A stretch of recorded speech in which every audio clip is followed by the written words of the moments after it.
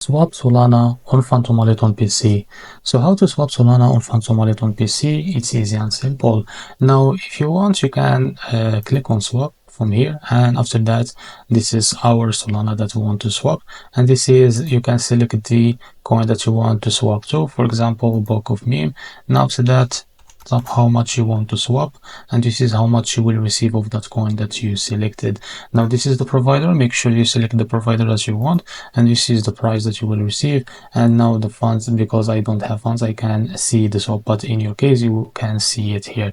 Now the other way is, now you can go from here on the home in your Phantom wallet and tap on Solana. Now you can now click on swap, and now you can click on this to become swap from the top.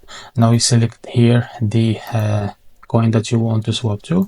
Now as you can see, enter how much you want to swap of Solana, and this is how much you will receive of that coin. In this case it will be bonk, for example. Now this is the providers that you can select from, and this is the price, and now you can click on swap. So this is the swap Solana on Phantom wallet on PC. If you find this video helpful, please like and subscribe. See you in the next video.